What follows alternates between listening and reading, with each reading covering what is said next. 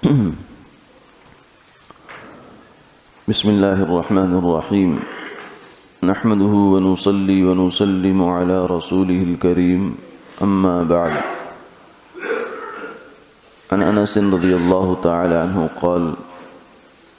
كان النبي صلى الله عليه وسلم إذا دخل الخلاء نزع خاتمه. انس بن مالک رضی اللہ تعالی عنہ سے مروی ہے کہ رسول اللہ صلی اللہ علیہ وسلم جب قضاء حاجت کے لیے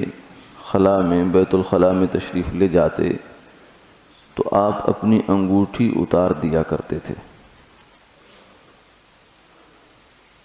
آپ صلی اللہ علیہ وسلم کی جو انگوٹھی تھی یہ چاندی کی تھی، اور چونکہ جب آپ نے بادشاہوں کو خطوط لکھے، جو دنیا کے بڑے بڑے بادشاہ تھے اس وقت، تو اس وقت آپ سے یہ عرض کیا گیا کہ وہ لوگ مہر کے بغیر کسی تحریر کو معتبر نہیں سمجھتے، قبول نہیں کرتے، تو اس لیے آپ بھی اپنی کوئی مہر بنوا لیں. تو آپ صلی اللہ علیہ وسلم نے اس موقع پر اپنی انگوٹھی بنوائی، اور اس انگوٹھی کے اوپر جو نگینے کی جگہ ہے وہاں یہ الفاظ نقش کروائے محمد الرسول اللہ. تو اس کو پھر بطور مہر استعمال فرمایا، اور بعد میں بھی اس کو استعمال بطور مہر کے فرماتے رہے. یہ انگوٹھی پھر سیدنا ابو بکر رضی اللہ تعالیٰ عنہ کے پاس آئی، اور پھر سیدنا عمر رضی اللہ تعالیٰ عنہ کے پاس آئی، اور پھر سیدنا عثمان رضی اللہ تعالیٰ عنہ کے پاس آئی، اور ان کے جو ایام خلافت ہیں ان کے آخری ایام میں جو ہے یہ ان سے بیر عریس، مدینہ منورہ میں مسجد قباء کے پاس ایک کنواں ہوتا تھا، وہاں گر گئی،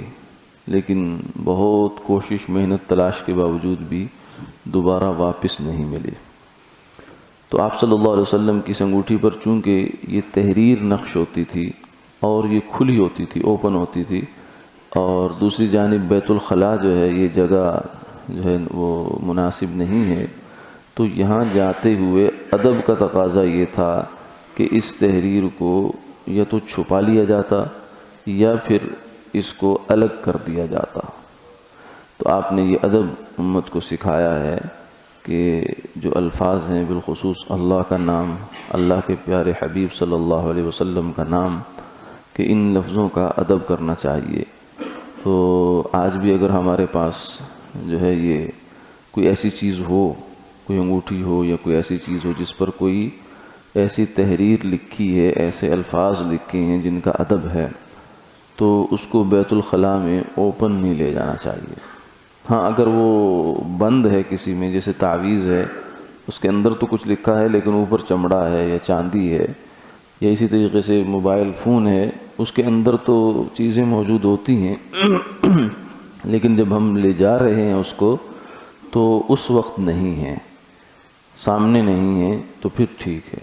تو اسی سے ہمیں یہ بھی معلوم ہوا کہ بیت الخلاء میں بیٹھ کر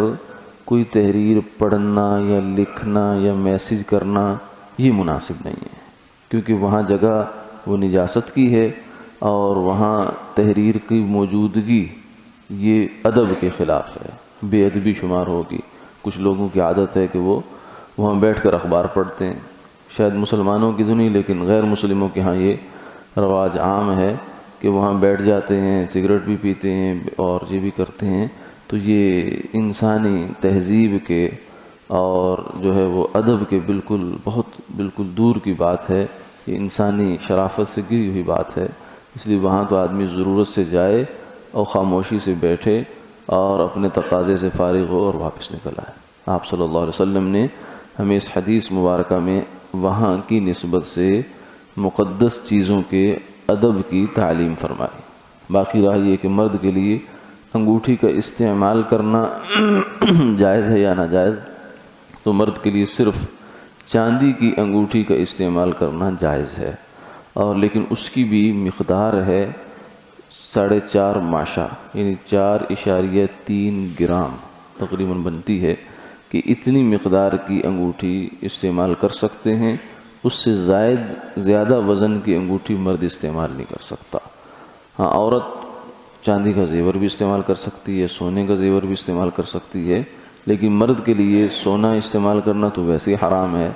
چاہے شادی کا موقع ہو چاہے کوئی بھی ہو۔ جو استعمال کرتا ہے سونا، فرمایا کہ وہ قیامت والے دن اس نعمت سے محروم رہے گا۔ ہاں، چاندی ہے، اور چاندی بھی صرف اتنے وزن کی۔ اللہ تعالیٰ عمل کی توفیق عطا فرمائے۔